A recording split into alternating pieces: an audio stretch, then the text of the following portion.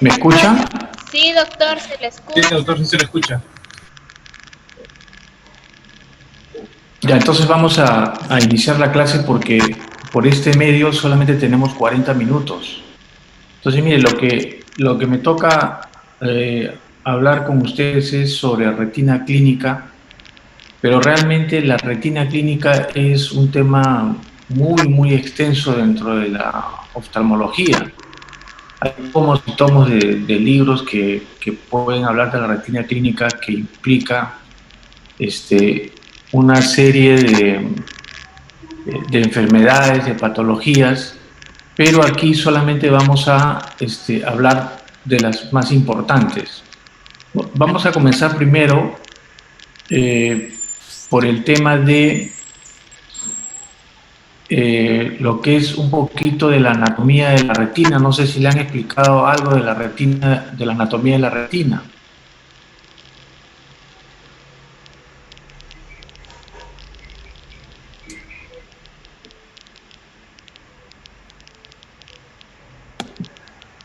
¿Le han hablado algo de la retina, de la anatomía de la retina?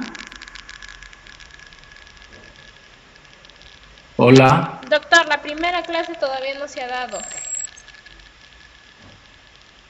Por eso anatomía y perdón. la primera clase que es sobre la anatomía de orbitaria no se ha dado, doctor.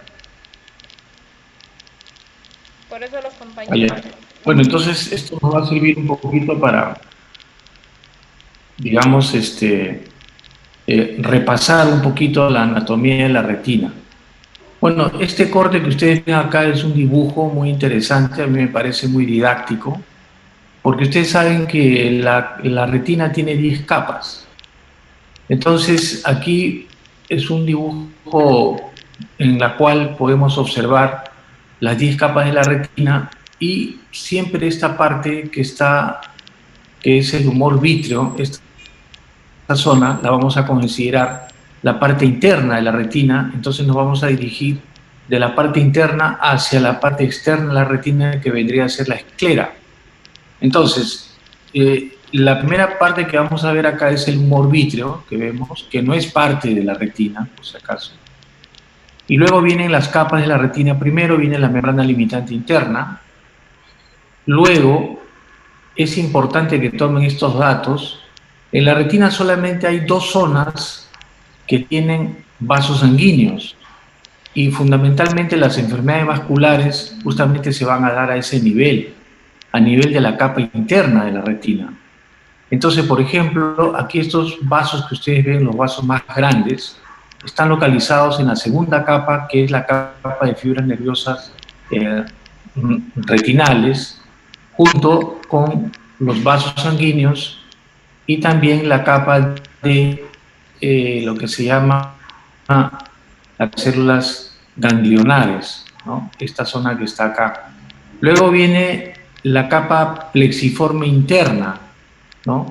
Que es esta que está aquí, donde también vamos a encontrar, perdón, acá es la capa plexiforme externa, o interna, perdón, y luego viene la capa nuclear interna, donde también, acá dice muy bien, con capilares. O sea, acá vamos a tener capilares de la retina en la capa nuclear interna.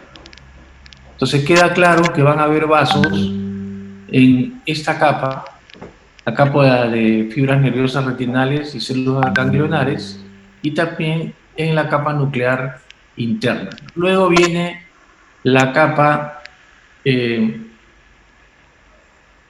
plexiforme externa que le llamamos, movemos por acá, luego viene la nuclear externa, y luego viene, aquí es importante que tomen estos datos, las capas importantes, digamos, donde se dan las enfermedades degenerativas de la macula, los fotorreceptores que vemos por aquí, acá está el epitelio pigmentario de la retina, y en esta zona está la membrana de Bruch.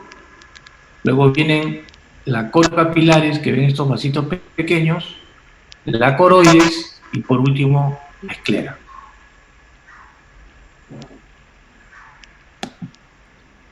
Esta es otra foto en la cual ya, digamos, está una fotografía a nivel de la mácula donde vamos a observar una hendidura que se llama fobia.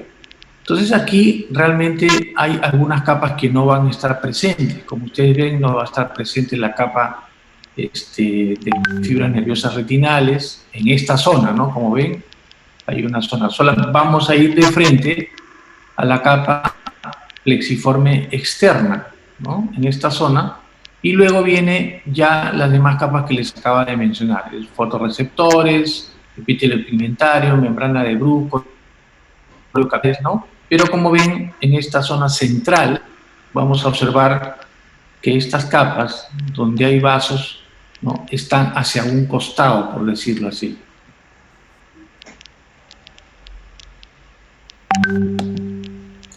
Bueno, esto es para más o menos ustedes tengan una idea de cómo funciona la retina, ¿no?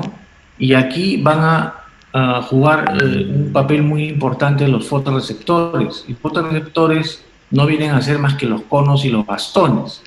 Entonces aquí, por ejemplo, podemos observar que para que esta imagen que ustedes ven aquí, que son los fotorreceptores, y en esta parte de aquí, que ya les hablé, la capa de células ganglionares, ven ustedes que hay neuronas, aquí también están los fotorreceptores, pero ¿cómo se comunican?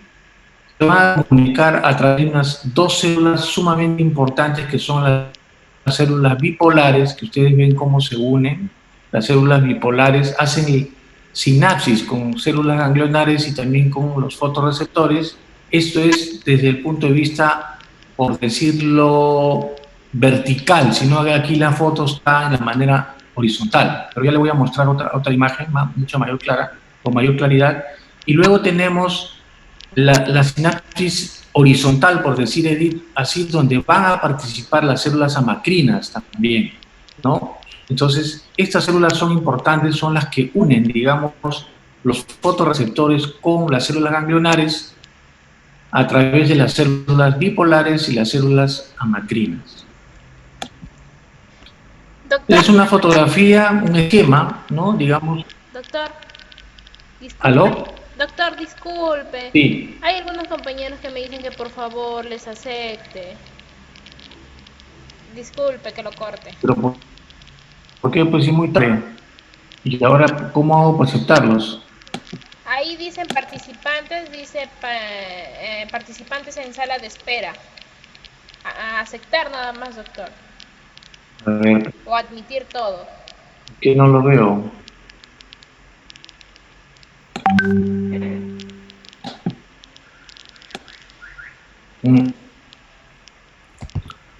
Tendría que salir de la presentación. No es necesario, doctor. En la pantalla de abajo dice participantes y ahí puede aceptar. Pero acá no dice en mi pantalla. Porque me están que me envían mensajes. ¿Qué es lo que pasa? Que en mi pantalla veo que no. Sí, entiendo. Lo que pasa, como te digo, es que no veo la forma. Tiene que salir de la presentación a que los acepte. Acá está. Participantes. Ya. Listo, ya los admití. ¿Está bien? Ya, doctor, porque me están que me escriben. ¿Está Gracias. correcto? Sí, doctor, ya se están uniendo, creo. Sí. Ya los Ajá, ya están. Hay dos más, creo, ahí. Sí, ya llegó a 20. ¿Hay dos más? Ya llegó a 21. ¿Ya están todos?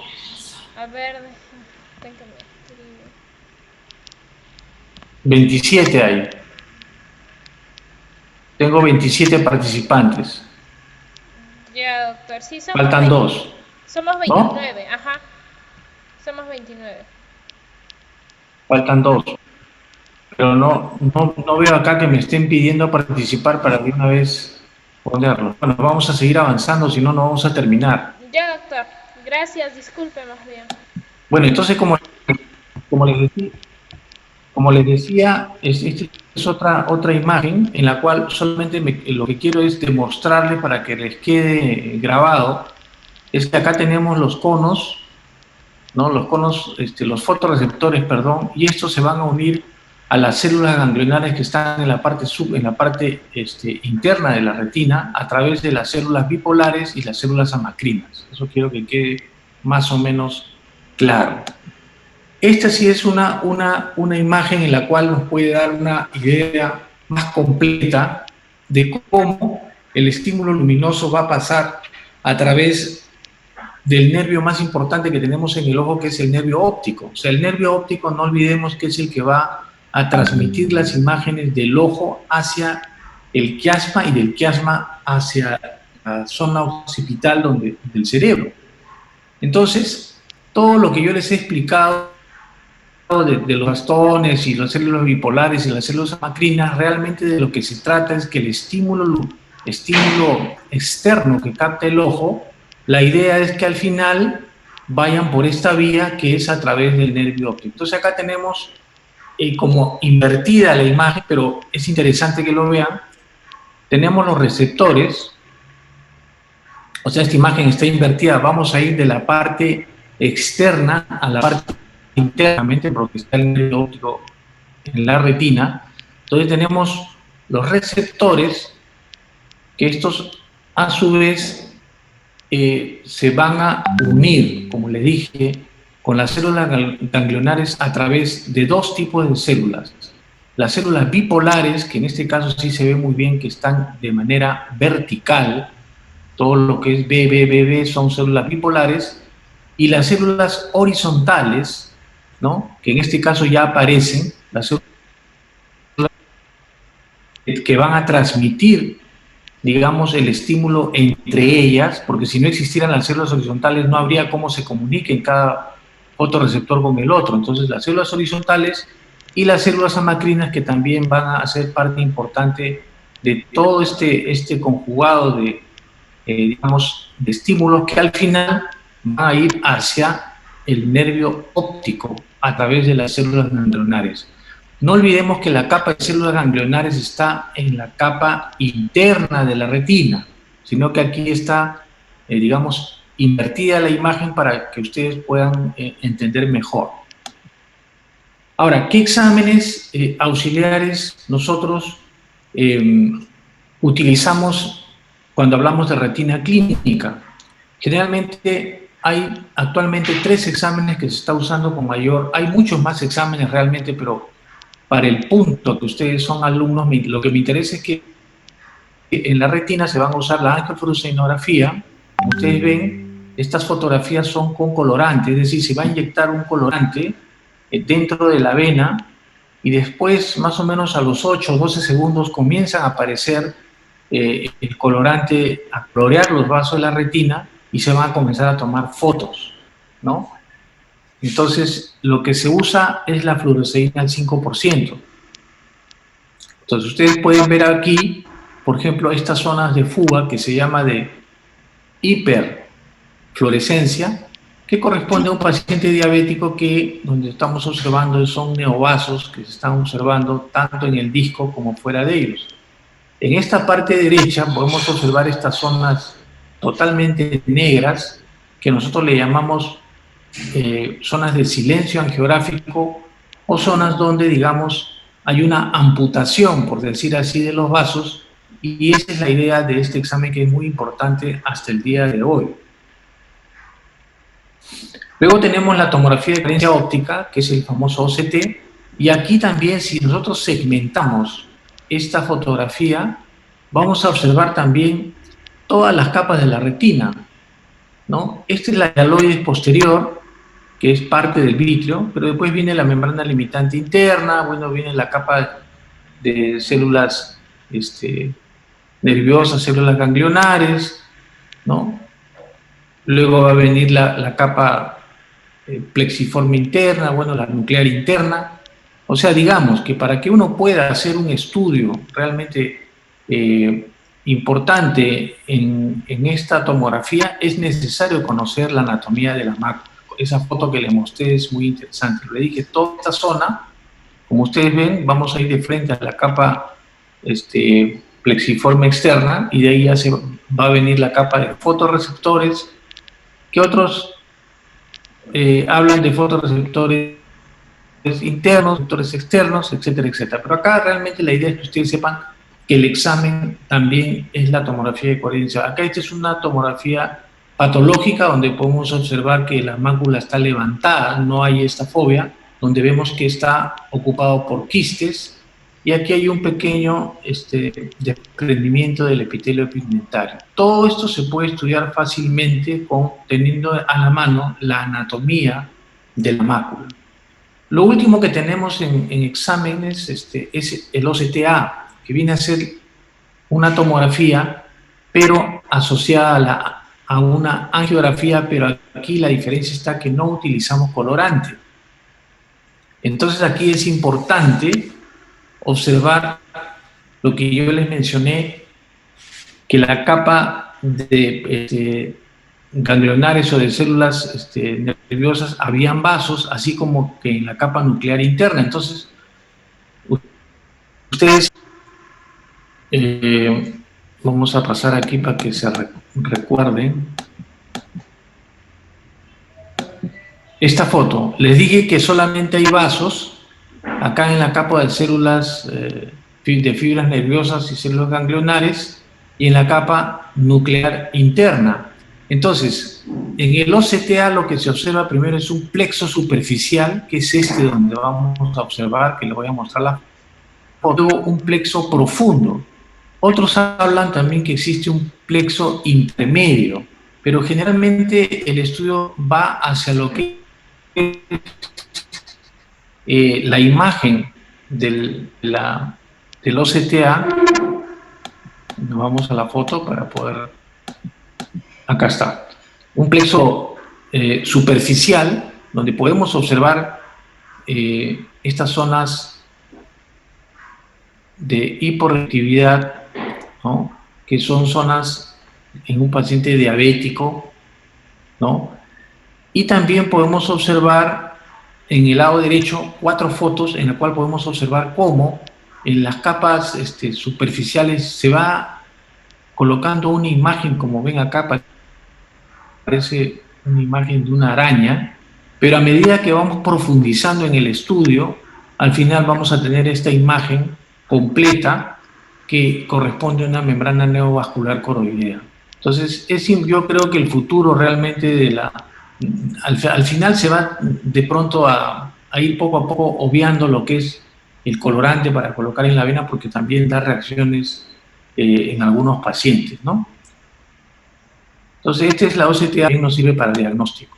Entonces, vamos a hablar un poco de las distrofias retinales, que son muchas realmente, pero una de las más importantes es la retinitis pigmentosa, ¿no? Estas son las que vemos con mayor frecuencia, ¿no? La enfermedad de Stargardt, la distrofia de cono, la enfermedad de Bessel, distrofia macular viteliforme.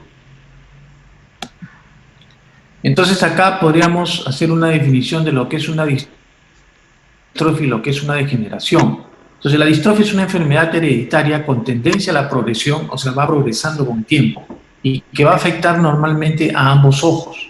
Eso es importante tomar la definición, que es una enfermedad hereditaria, que es progresiva y afecta a ambos ojos.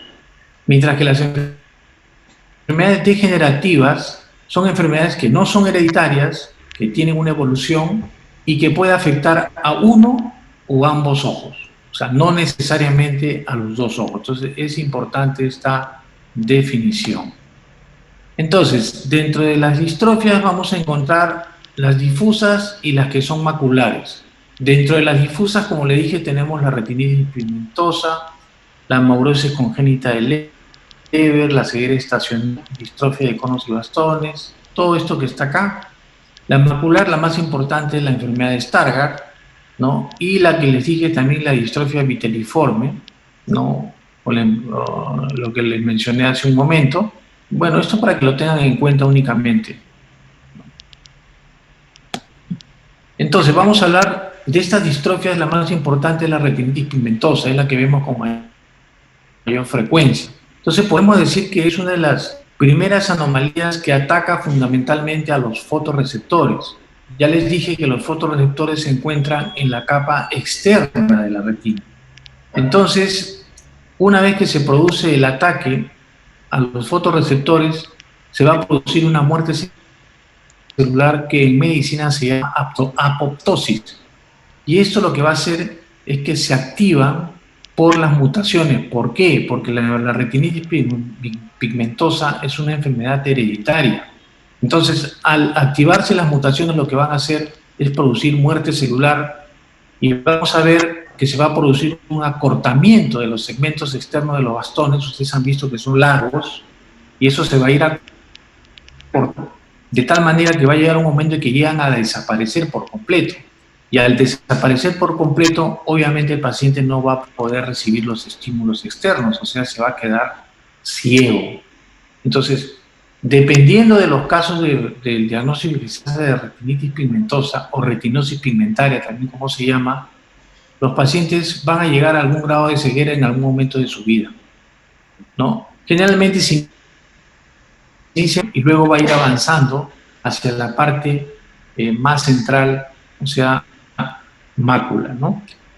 Y lo que conocemos como espículas óseas no vienen a ser más que acúmulos en las zonas donde ya no existen vasos o hay muerte celular. Entonces, a mayor muerte celular en la retina, lo que vamos a ver es que van a haber más acúmulo de zonas de epitelio pigmentario. Vamos a ver también en una fotografía que les voy a mostrar a continuación que la vasculatura de la retina se va a adelgazar, ¿no? Es un rasgo importante en la retinitis pigmentaria, sobre todo en los casos avanzados, donde vamos a ver una atenuación de los vasos, sobre todo arteriolar, y obviamente eso va a disminuir el flujo sanguíneo y se supone que esta disminución se debe también a que no existe una gran cantidad de... entonces, al no haber mucha demanda metabólica, estos vasos van a tender a atenuarse. Entonces aquí tenemos esta foto donde podemos observar cómo se encuentra acá un acúmulo de epitelio pigmentario en la retina, ¿no? De color negro, donde todo esto nos va a demostrar que en esta zona hay muerte celular. Acá todavía no hay una atenuación, pero no tan grave como en la derecha. En la derecha podemos ver que el disco óptico ya está pálido, la atenuación de los vasos es realmente severa, ¿no? Y aquí podemos ver la pigmentación, ¿no? Que les conté, que nos indica que hay una muerte o una apoptosis importante. Ahora, es la distrofia retinal más frecuente, ¿no? A nivel mundial se cree que uno de cada 5.000 personas pueden tener eh, y generalmente la mayor cantidad de pacientes, casi el 60%, lo presentan, casos que se presentan en varones, ¿no? También he visto en mujeres, pero no con tanta frecuencia. Entonces, este cuadrito es interesante porque aquí podemos determinar que la retinosis pigmentaria o la retinitis pigmentosa son de tres tipos. El tipo autosómico recesivo, que es la más común, ¿no? La cual podemos ver acá que la madre es la portadora, el padre sano, y de su familia podemos observar que uno de sus hijos puede ser afectado. Cuando la madre es portadora, estamos hablando del tipo autosómico recesivo. Luego tenemos el tipo autosómico dominante, donde el que está afectado es el varón, o sea, el padre es digamos, los genes, estos genes que mutan, la madre es normal, pero aquí, como es un gen dominante, hasta dos de sus familiares pueden tener la enfermedad, cuando el padre, digamos, tiene este gen.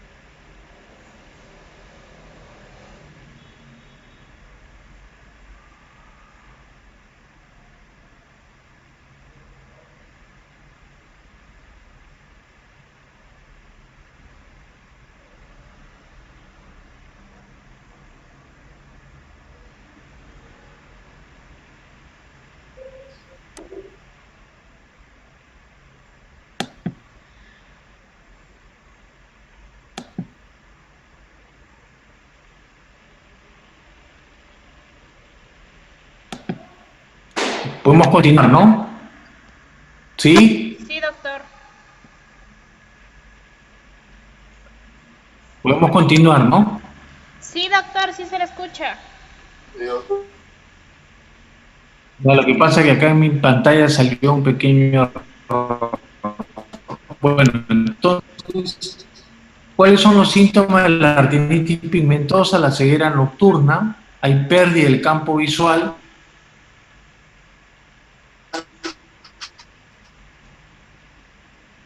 pero algunos no lo pueden hacer. Entonces ya de esto hemos hablado. También una característica de la retinitis pigmentosa es la catarata. El diagnóstico diferencial que debemos hacer con estos pacientes es la distrofia de conos, la de conos y bastones, la amogrosis congénita de Leber, que se caracteriza por una ceguera congénita, o sea, ya el paciente nace ciego, hay nistagmus e hipermetropía, o sea, son pacientes que tienen lentes positivos, ¿no? Luego tenemos el síndrome de Bardet-Biedl, el síndrome de BB, como le decimos como regla técnica, y este se caracteriza por una retinopatía del paciente, hay polidactilia, es decir, hay mayor cantidad de dedos, sea en la mano o en el pie, y también se caracteriza por obesidad, ¿no? Este es una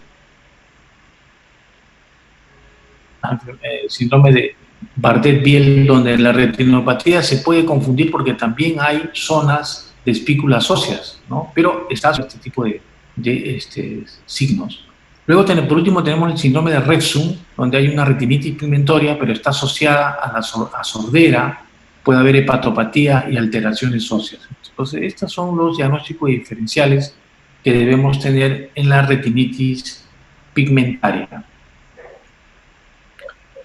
¿Qué hay respecto al tratamiento de esta enfermedad? Se han intentado una serie de tratamientos y lo que tenemos al final es esto que, bueno, le llaman, no le dan un nombre adecuado, pero lo que sí les puedo decir es que es como una especie de ojo biónico, por decir así, en el sentido que al final se termina implantando a nivel de la mácula, como ustedes ven aquí, acá está el disco óptico, una placa que tiene una serie de electrodos, pero que con el tiempo estos electrodos se van a ir desapareciendo uno a uno y al final el paciente va a ir perdiendo la visión poco a poco. O sea, inicialmente ve, no vayan a creer que es una visión completa, pero por lo menos no se chocan, o sea, observan los objetos cercanos, evitan chocarse, pueden diferenciar las líneas, digamos, se pueden movilizar con lentitud, acompañar a una persona, pero lamentablemente estos electrodos se van a ir perdiendo y el paciente igual va a regresar a la ceguera. O sea, todavía no tenemos un tratamiento realmente para esta enfermedad. Bueno, este es el fin de la presentación y vamos a presentar otro tema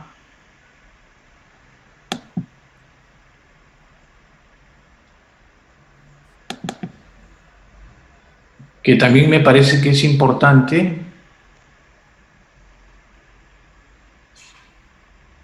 que es sobre la retinopatía diabética.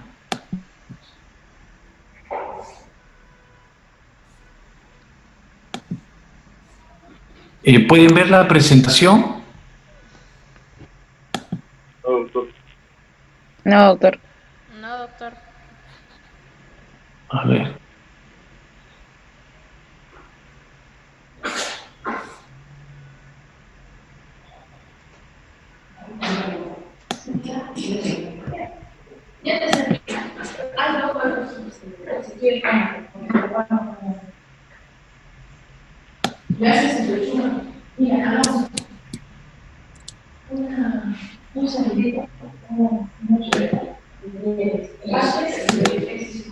Ahora sí, ¿no? Sí. Sí, doctor, ahora sí. Ya. Entonces, los minutos que nos quedan, voy a hablarles un poquito de la retinopatía diabética, que también es una enfermedad que ustedes deben tener en cuenta. Esto sí es importante. ¿Hay más participantes o no? No, ¿no? Ya, entonces vamos a hablar un poco de la retinopatía diabética, que es una enfermedad vascular de la retina, y acá podemos mencionar algunos datos que son importantes. Sobre todo vamos a hablar un poco de la epidemiología. Es una enfermedad que tiene la prevalencia de estar en pacientes de 20 a 64 años, lo cual es importante tomar en cuenta. ¿Por qué? Porque en esa edad es la edad productiva del paciente. Entonces, realmente pues es catastrófico que esta enfermedad dé en este rango de edades, ¿no? Acá podemos ver que el riesgo de ceguera, según este estudio que se hizo en los Estados Unidos, ¿no?, en la cual refieren que más o menos el 6% es la causa ceguera de su población. Ustedes saben que Estados Unidos tiene más de 130 millones de habitantes, entonces casi el 6% de su población va a producirse por este tipo de enfermedad, ¿no? Lo que se encontró es que en cuanto a la prevalencia, se encontró que eran adultos mayores de 40 años y se vio que uno de cada 12 diabéticos tenían algún grado de retinopatía diabética en grado avanzado. Ahora, lo que quiero que quede en claro para ustedes es lo siguiente: no hay que confundir la diabetes, que es una enfermedad orgánica, con la retinopatía diabética. La retinopatía diabética lo que viene a hacer es digamos, una patología secundaria a la enfermedad que es la diabetes, que puede ser, ya ustedes saben, de tipo 1 o de tipo 2. Entonces, acá en México también, que tiene una gran población, también se hizo un estudio pequeño con 100 diabéticos, pero con un estudio a largo plazo de 12 años, donde se observó que la incidencia y la progresión de la retinopatía diabética fue más o menos del 14% y 32% respectivamente. Entonces, para que ustedes vean cómo va progresando la enfermedad.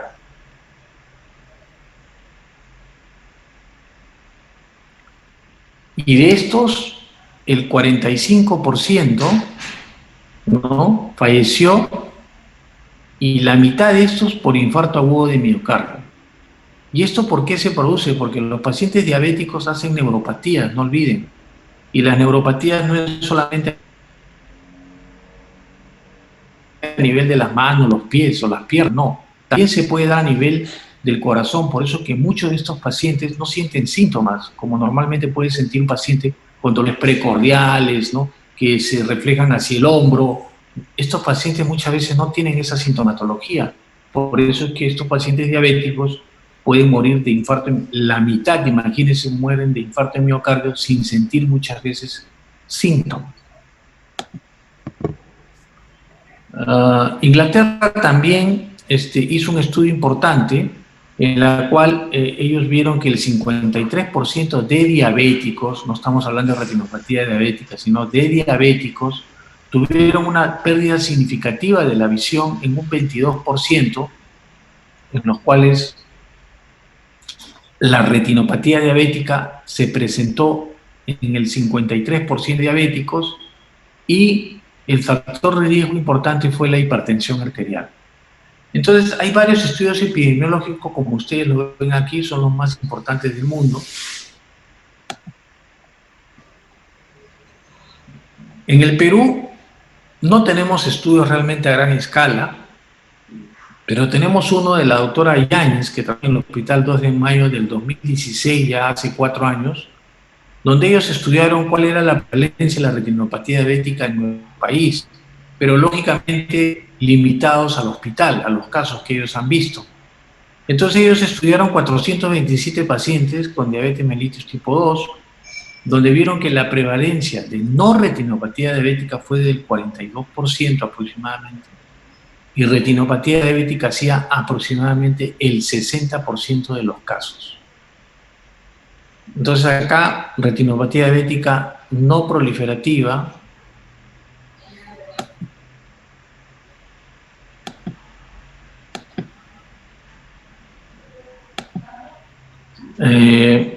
casi el 48%, y retinopatía diabética proliferativa solamente el 10% de los casos.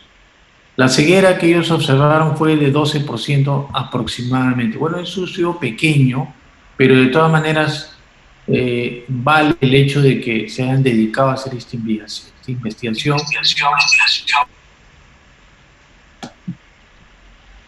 Tienen que apagar su micrófono, por favor.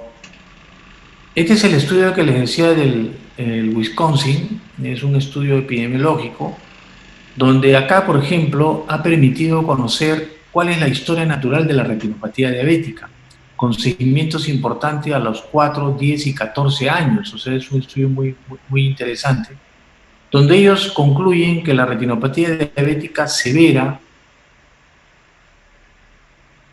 es muy rara en los primeros 5 años de diagnóstico. Por eso es que nosotros, a partir del 7º año o 10º año de pacientes que han sido diagnosticados de diabetes, realmente ya le comenzamos a pedir algunos exámenes, por ejemplo la angiografía, para ver si existen algunos signos, ¿no?, de retinopatía, para hacerles un seguimiento y darles las recomendaciones respectivas. Entonces, yo lo que les quiero decir y aprovechar este momento es que ustedes, ya que van a estar prontos a hacer un internado, tienen que saber que cuando ustedes tienen un paciente diabético diagnosticado, deben mandarlo directamente al oftalmólogo para que le hagan un fondo de ojo. Así tenga 1, 2, 3 años de diagnosticado, no importa, es mejor prevenir que después tener que lamentar. ¿Qué más? Manifestaron que el riesgo de progresión de la retinopatía diabética a una forma severa aumentaba con la duración de la enfermedad. ¿Y esto por qué este dato? Porque usted sabe que en el siglo XVIII, siglo XVII, las personas vivían solamente hasta los 40 años o 45 años. Entonces en ellos no se evidenciaba, en los diabéticos, no veíamos realmente, digamos, pacientes con retinopatía diabética porque se morían antes. Pero ahora, como digamos, el pronóstico de vida de los pacientes pues se vive hasta los 80 años en promedio, entonces ahora sí podemos ver prácticamente cómo la retinopatía se va presentando con el tiempo, ¿no? Por eso muy bien dice esta conclusión. Otro dato importante es sobre la hemoglobina glicosilada, ¿no? Los pacientes con cifras altas de hemoglobina glicosilada o pacientes que pierden albúmina a través de la orina tienen 3 veces mayor riesgo de presentar retinopatía diabética y de también progresión de la enfermedad a corto plazo.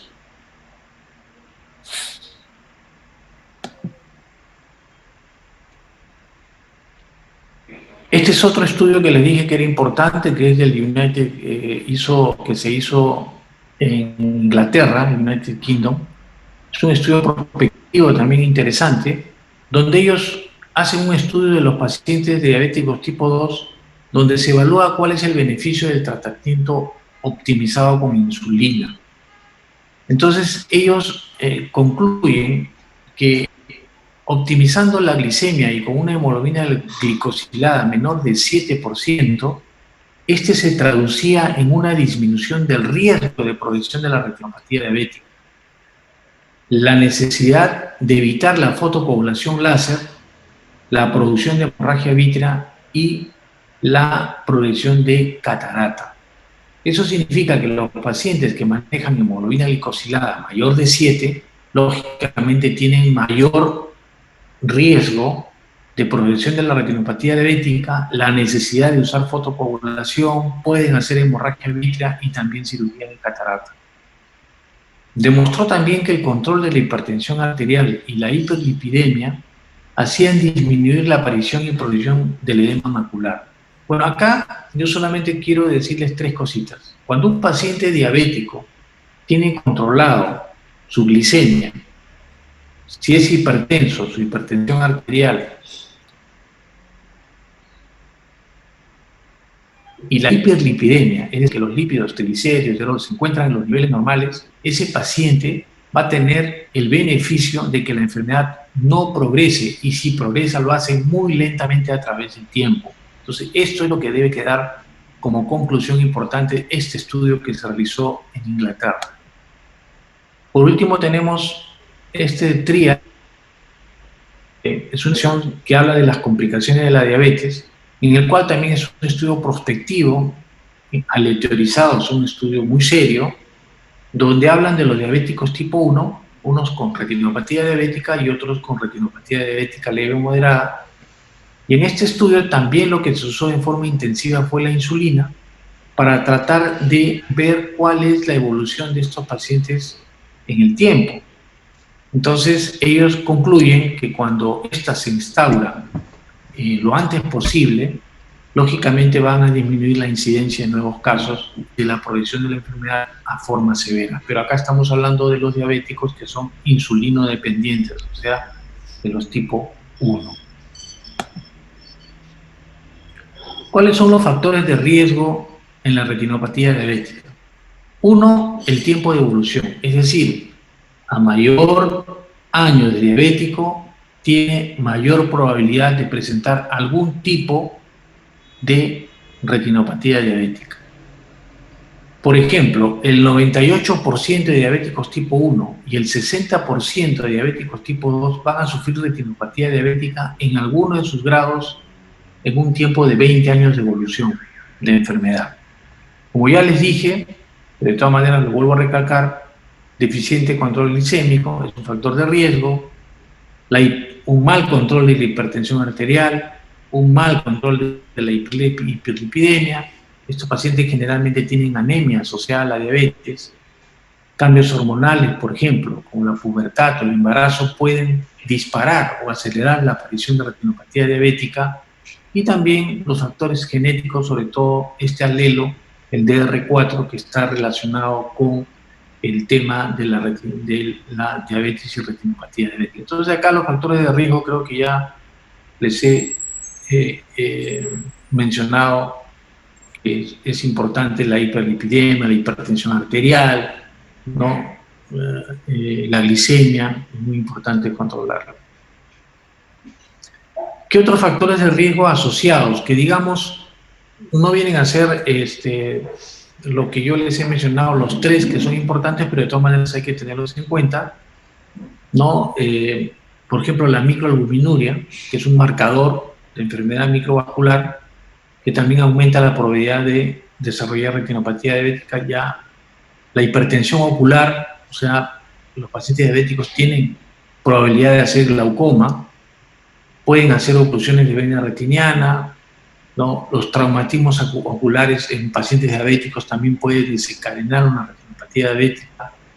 Los tratamientos con cáncer que reciben radioterapia también pueden disparar este problema de la retinopatía diabética.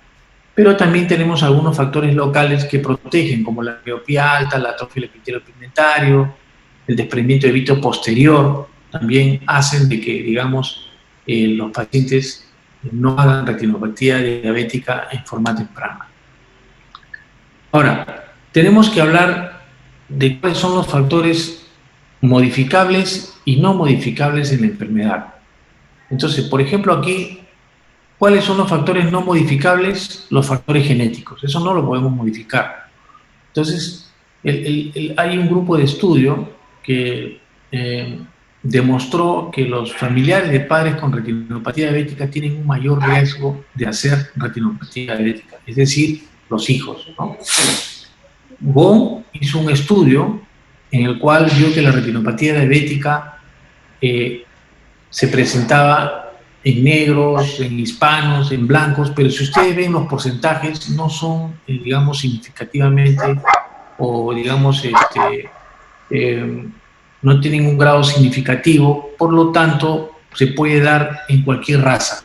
No tiene una raza predilecta, por ejemplo, como la degeneración macular, ¿no? Que generalmente da a los caucásicos, a los blancos. West también hizo un estudio donde, en la población hispana, donde se encontró que los pacientes mayores de 40 años también podían tener algún tipo de retinopatía. La duración de la enfermedad también es un factor que no podemos modificar. Entonces, existe una relación directa entre el desarrollo de la retinopatía diabética y los años de evolución. Eso es lo que ya les he mencionado, ¿no? Mientras el paciente viva más, tiene mayor probabilidad de que nosotros podamos ver signos y síntomas de la retinopatía diabética.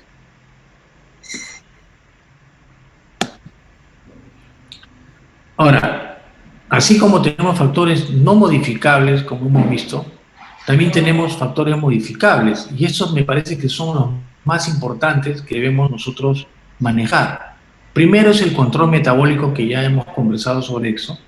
Es un factor de primer orden, ¿no? Es el que tenemos que ponerle, digamos, todas nuestras balas a este tema del control metabólico, ¿no? Que está directamente relacionado con este factor que es la hemoglobina glicosilada, que es importante esto porque nos va a dar una idea de cómo ha estado la glucosa los 3 meses anteriores, ¿no?, a la prueba.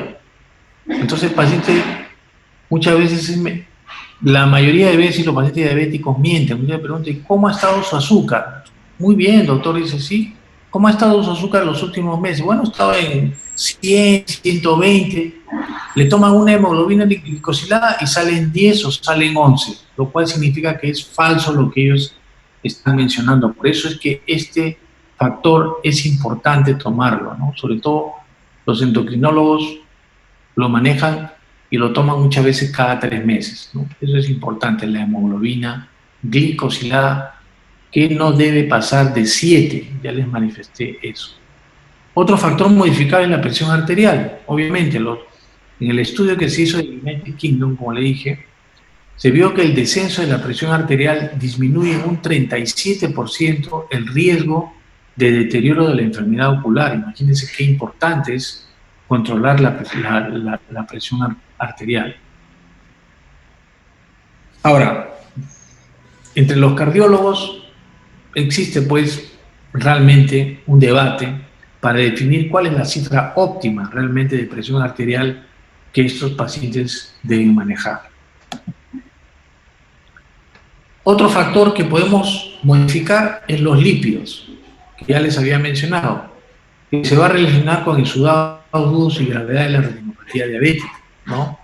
Estos se van a ver relacionados fundamentalmente con el colesterol, los triglicéridos y el HDL, que es la lipoproteína de alta densidad. Mientras esto esté alto, que es la grasa buena que le llaman, obviamente que el LDL va a estar bajo, por lo tanto, eso es un buen signo de control. Entonces, aquí generalmente usamos estatinas, pero si bien es cierto, las estatinas, tanto como los fenofibratos, que sirven para controlar tanto colesterol como triglicéridos, no pueden reducir de alguna manera la necesidad de fotocoagulación. Eso todavía está en discusión. Eso lo manejan obviamente los cardiólogos. ¿Cuál es la clasificación de la retinopatía diabética? A grandes rasgos, tenemos, lo que quiero que se quede en su mente es que tenemos dos: la retinopatía diabética no proliferativa y la retinopatía diabética proliferativa.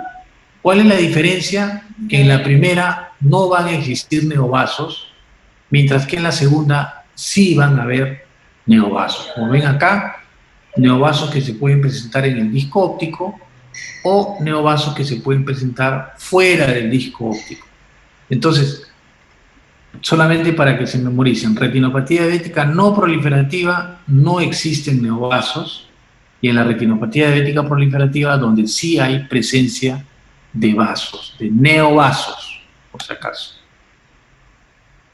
Bueno, esto solamente para que ustedes vean, miren aquí, cómo puede haber una malla de vasos sanguíneos, donde podemos observar que están a nivel de disco óptico. Entonces, esta es una retinopatía diabética no proliferativa avanzada, que le llaman, pero ya acá yo creo que está en una fase de retinopatía diabética proliferativa moderada. Estas son las formas como ustedes pueden ver lo que puede pasar en un diabético, ¿no? Estas hemorragias que son subyaloideas, ¿no? Masas grandes de sangre, que también puede producir la diabetes.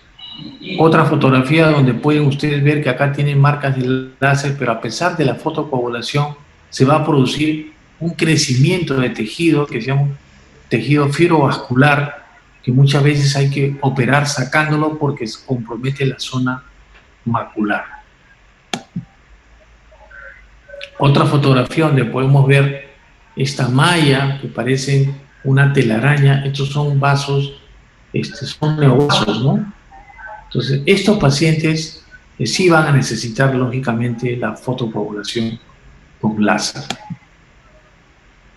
Bueno, el tratamiento, obviamente lo más importante del tratamiento es la prevención, es decir, un control adecuado de la glucosa en sangre, la hipertensión arterial, la dieta y los ejercicios. El seguimiento de la glicemia es importante y se debe hacer en base a la hemoglobina glicosilada, que es un parámetro importante para poder determinar cómo ha estado la glicemia media entre las 4 o 6 últimas semanas. La Academia Americana de Oftalmología refiere que debe haber una detección temprana y un adecuado seguimiento, ¿no? Hay que hacer con frecuencia el fondo de ojo, que deberá ser al momento del diagnóstico, como les acaba de decir hace un momento, y después se puede hacer al año y luego hacer un seguimiento de los pacientes de acuerdo a lo que nosotros observamos. Entonces, lo que quiero que quede presente es que ustedes, cuando diagnostiquen o vean un paciente que tiene diabetes, lo primero que tienen que hacer es mandarlo al oftalmólogo para que le haga un fondo de ojo con pupila dilatada. Vamos a observar también, como les mencioné también hace un momento, que cuando ya nosotros vemos que los pacientes tienen 7 a 10 años de evolución de retinopatía diabética, lo que vamos a indicar es una angiofluorescenografía, que es una guía para establecer el patrón de tratamiento que vamos a seguir frente a el edema macular o también frente a lo que es las zonas de no perfusión, que eso es lo que hay que quemar la retina para que no se puedan producir neovasos y no puedan complicarse posteriormente con hemorragias, como les he mostrado hace un momento, con tejido proliferativo. Eso complica la visión y también lo complica al retinólogo, porque muchas veces las cirugías que uno hace de este tipo de pacientes cuando están avanzados, realmente la agudeza visual no es muy buena. Ya les hablé de la tomografía de coherencia óptica, que es importante para el diagnóstico y la guía de tratamiento del edema macular. Y hoy la fotocoagulación con láser sigue siendo el gold estándar para el tratamiento de estas enfermedades retinales, ¿no? A pesar que existen algunos estudios que se pueden tratar con antiangiogénicos, solamente con antiangiogénicos, pero eso todavía no está muy probado y para nuestro país realmente yo lo veo inviable por lo caro y lo costoso que es ese tratamiento. Entonces vamos a llegar muchas veces los pacientes a tener que hacer una vitrectomía, es decir, entrar al ojo, comernos, pelar el vitrio para poder arreglar lo que la retinopatía diabética ha, digamos, de alguna manera malogrado en el ojo. Se va a tener que usar antiangiogénicos. Tomen en cuenta que los que tenemos actualmente son estos 3 en el Perú. Hay otro que es el brolucizumab, pero eso no lo tenemos todavía en el país. Pero estos son los 3 que se pueden usar sobre todo como tratamiento de primera línea para el edema macular diabético, ¿no? Son antiangiogénicos. Eso no vamos a tratar ahora porque es un tema ya un poquito más sofisticado. Por último, quiero pasarles este video donde ustedes ven que hay una gran hemorragia en el ojo y lo que vamos a hacer, esta punta que ven es la punta de vitrectomía y lo que hacemos es comernos justamente toda esa sangre. El paciente lógicamente va a tener una mala visión por esta cantidad de sangre. Es un paciente obviamente mal controlado de su diabetes, de su hipertensión arterial. Entonces eso es a lo que nos lleva. Ustedes ven esa zona blanca aquí. Eso de acá es proliferación fibrovascular que lo estamos tratando de pelar, ¿no? En este momento, ¿no? Esto es la hialoides, que está muy bien pegada en estos pacientes. Acá lo que hacemos es tratar de jalar y comernos esta proliferación.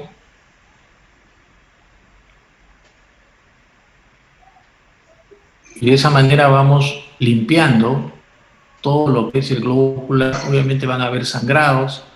A veces se pueden producir roturas iatrogénicas porque depende mucho de cómo está, digamos, adherido estas proliferaciones que se pueden adherir tanto a la retina como a la hialoide posterior. Acá vemos un pequeño agujero que luego lo vamos a tratar. Si estamos quemando un poquito para que no sangre, pues, estamos usando un endocauterio, justo en los puntos donde he sangrado. Ponemos un poquito de perfluorocarbono, que es un líquido pesado, aplanamos la retina, luego colocamos láser. Entonces, ustedes pueden ver ahí cuál es la utilidad realmente de la cirugía vítrea para resolver un caso que aparentemente estaba muy feíto, ¿no? Muy malo el caso, pero afortunadamente el paciente quedó, digamos, quirúrgicamente bien. Ahora habría que esperar cuál es la evolución en cuanto a su visión.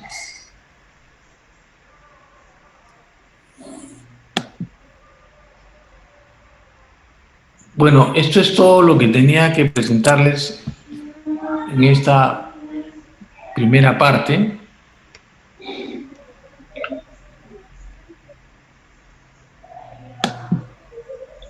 ¿Me escuchan? Sí, doctor. Bueno, nos hemos pasado, era solo de 40 minutos, pero casi ya estamos por comenzar la segunda, el segundo, que es a las 11, donde vamos a hablar de retina quirúrgica. Hoy casi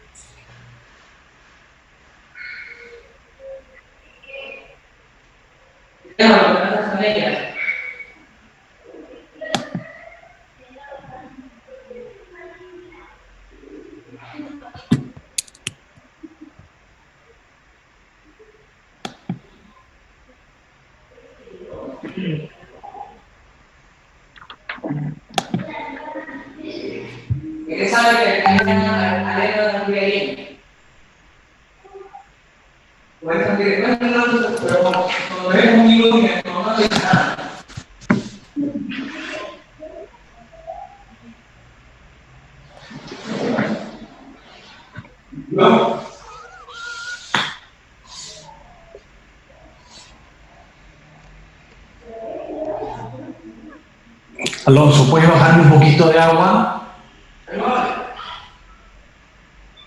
Heladita, por favor, papi.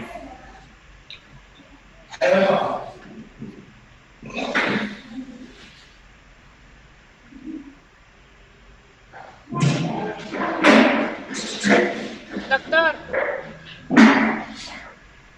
doctor, Y ¿salimos de esta reunión para entrar a la otra dime, o de corrido vamos a estar en esta reunión? no hay que entrar a la otra porque está con otro código, creo. Ujú, por eso, ya salimos para entrar a la otra reunión. Sí, está bien. Ya, Ahorita comenzamos. ya, doctor. Gracias. Tienes que finalizar esta que estás ahorita. Ya finalicé, pero Un momento, ¿por qué estás hablando? ya estoy finalizando.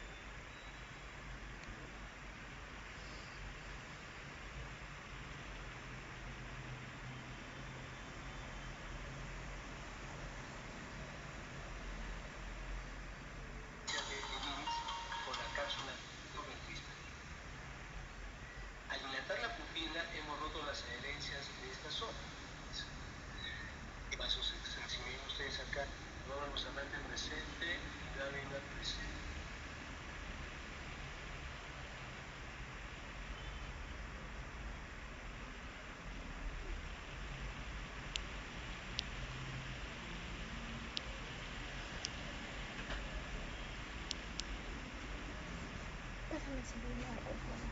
El negro, lo toca. Por favor, por favor.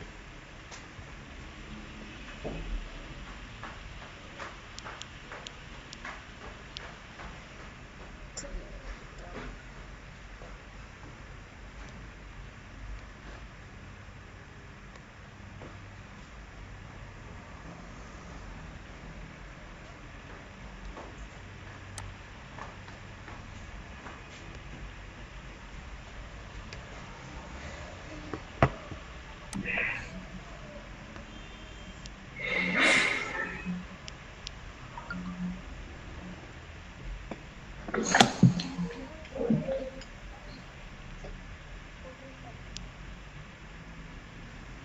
Ahorita todos.